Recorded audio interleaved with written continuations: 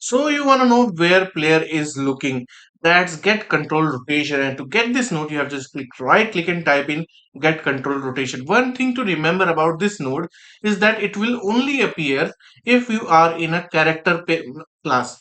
I mean the parent class should be the character. If it is actor, it won't show up and you will be wondering why it's not showing up. I mean its target is spawn as you can see here on the screen. For now we remove the one we just created because we already have one, and you can split the structure into get roll pitch and yard differently, but for now we don't need this, so I'm recombining it, and now I'm gonna just do print screen to show you what it actually gives us, what is the output of it.